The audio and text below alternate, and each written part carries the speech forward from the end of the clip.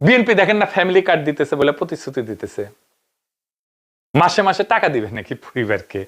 যারা স্বাবলম্বী না তাদের জন্য একটি কার্ড দিবেন। এই কার্ডের নাম হচ্ছে ফ্যামিলি কার্ড। এই ফ্যামিলি কার্ড প্রত্যেকটা মহিলার হাতে হাতে থাকবে। এই ফ্যামিলি কার্ড দিয়ে 2000 থেকে 2500 টাকা আপনারা প্রতি মাসে আনতে পারবেন সরকারিভাবে।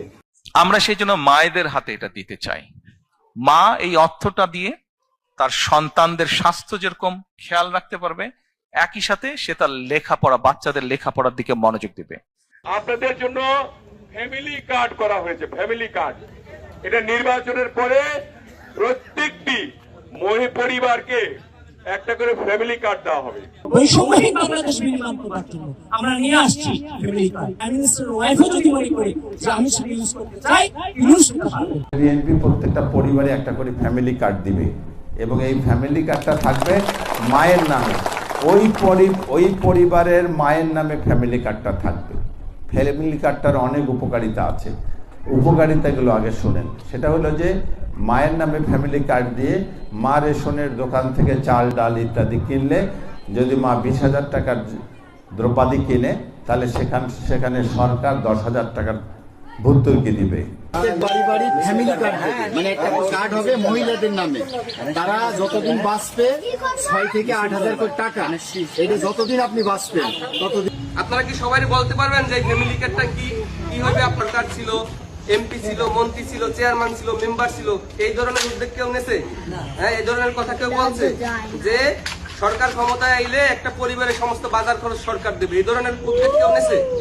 তাইলে যদি আমরা এই চিন্তাটা তারেক রহমান এবং মনিভাই করছে, আপনি এবং আপনার পরিবার আপনাদের মূল্যবান ভোটটাকে আমাদের ধানের দিবেন।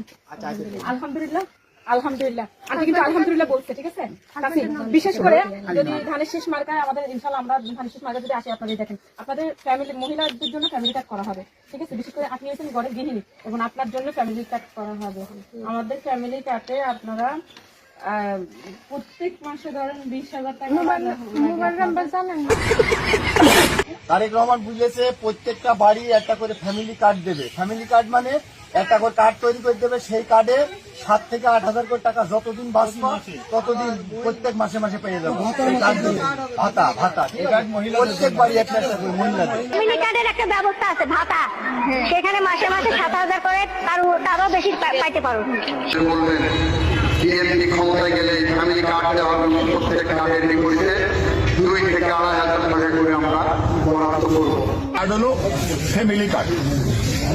এই যে এটা একটা নমুনা, এরকম 50 লক্ষ কার্ড দিব। এটা যদি প্রত্যেক মাসে 50 লক্ষ থেকে 1 কোটি পরিবারকে আমরা রাষ্ট্রের পক্ষ থেকে সরকারি একটা সাহায্য বা প্রণোদনা আমরা পাঠাবো। তার সাথে তারেক রহমান ইতিমধ্যে ঘোষণা করেছেন বাংলাদেশের 50 কোটি লোকেরকে ফ্যামিলি কার্ড দেওয়া হবে। জামাতকে কখনো ভোট দিস না, আওয়ামী লীগকে আমাদেরকে ভোট দে, আমরা তোদেরকে হারুন ভাইকে বলে তোদের সবাইকে ফ্যামিলি কার্ড করে দেবো। তারেক রহমান বলেছে আমরা এইটা বাংলাদেশের 2 কোটি ফ্যামিলি, 2 কোটি কার্ড পর্যায়ক্রমে সবকে দিবে।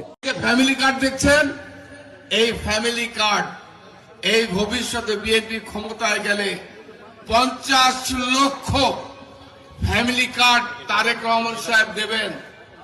এই পরিবারের 50 লক্ষ পরিবার বিএনপি ক্ষমতা আসার 6 মাসের মধ্যে 50 লক্ষ পরিবারকে দেবে।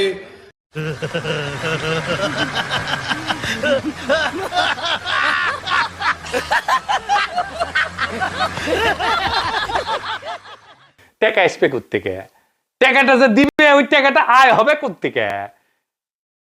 এইটাই আওয়ামী লীগ করতো, মুক্তিযোদ্ধা ভাতা দিত, বালসাল ভাতা দিত, এই সমস্ত নামে।